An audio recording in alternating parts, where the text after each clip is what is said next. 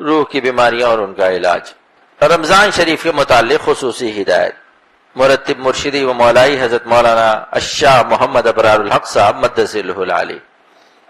Number 1 کثرت کلمہ طیبہ، number 2 کثرت استغفار، نمبر 3 جنت کا سوال کرنا، نمبر 4 دوزخ سے پناہ مانگنا، نمبر 5 تلاوت کلام پاک جس قدر ہو سکے، درود شریف کم از کم 300 مرتبہ، زیادہ جس قدر ہو سکے بہت ہی اچھا ہے، نمبر 6 تکبیر اولا بالخصوص جماعت کا بہت زیادہ اہتمام کرنا،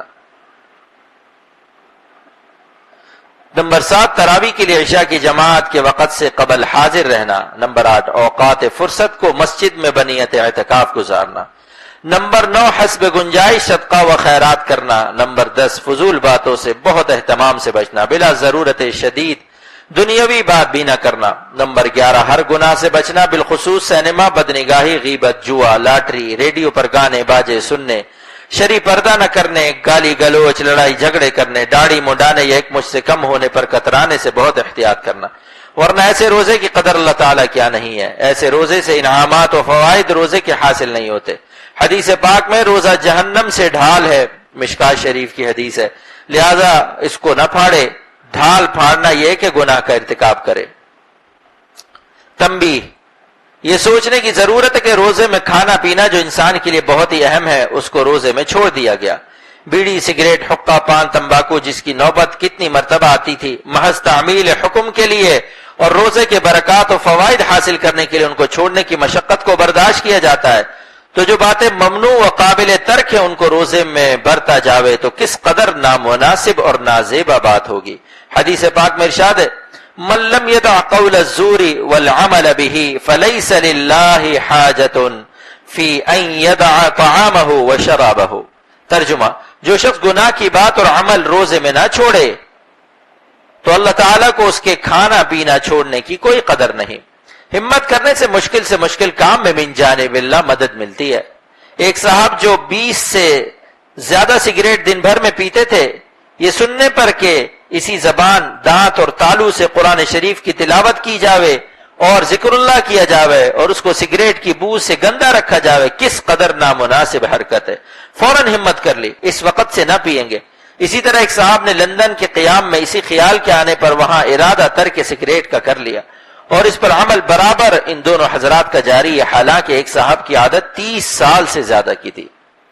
اس طرح ضرورت ہے کہ شرعی داڑھی رکھنے کا قصد و ہمت اس مبارک مہینے میں کر لی جاوے، پھر شرعی داڑھی کے بعد اپنے چہرے کو آئینے میں دیکھا جاوے تو خود ہی فیصلہ کرے گا کہ شکل کتنی نورانی ہو گئی۔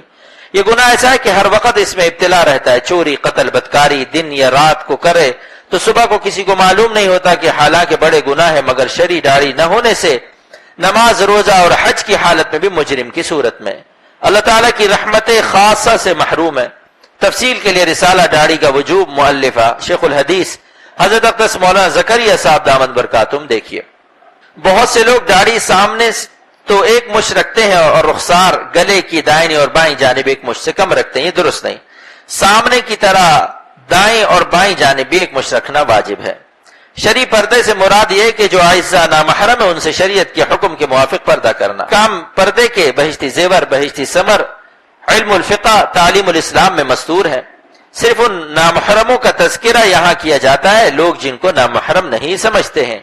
مرد کے لیے نمبر 1 بھائی کی بیوی، نمبر 2 بیوی کی بہن، نمبر 3 خالہ، پھوپھی، ماموں اور چچا کی لڑکیاں، نمبر 4 ممانیاں، نمبر 5 چچی، اور عورت کے لیے نامحرم نمبر 1 بہن کا شوہر، شوہر کا بھائی، نمبر 3 خالہ، ماموں، چچا اور پھوپھی کے لڑکے، نمبر 4 خالو، نمبر 5 پھوپھا۔ غیبت سے بچنے کا بہت زیادہ اہتمام چاہیے، اکثر حضرات کے روزے اس کی وجہ سے ضائع ہو جاتے ہیں۔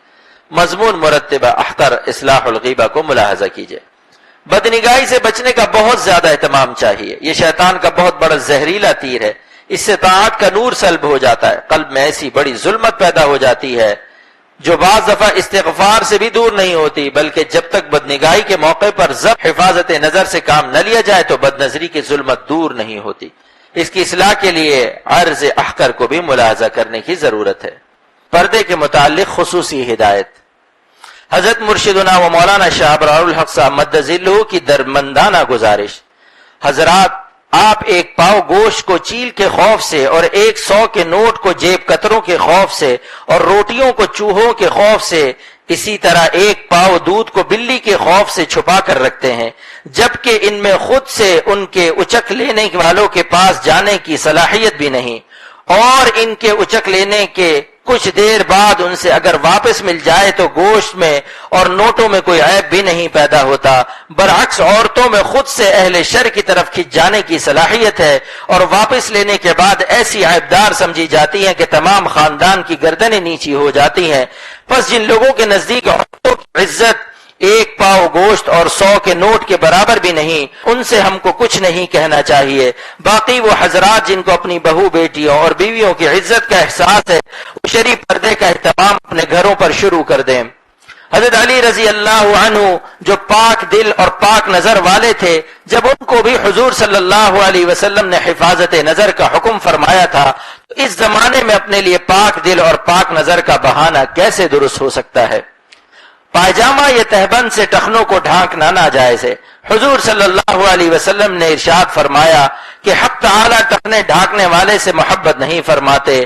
حضور صلی اللہ علیہ وسلم نے ارشاد فرمایا کہ جتنا حصہ پائجامہ یا تہبند کا ٹخنے کے نیچے لٹکا ہوگا وہ جہنم میں ہوگا۔ ما اسفل من الکعبین من الازار فی النار۔ اس زمانے میں ٹخنا ڈھانکنے کی وبا بھی عام ہو رہی ہے۔ اس عادت سے خود بھی بچے اور اپنے دوستوں کو بھی سمجھائے کہ عمل نہ مسجد میں جائز ہے نہ مسجد سے باہر جائز ہے۔ ہر جگہ ہر وقت اس کا اہتمام رکھے کہ ٹخنے کھلے رہیں۔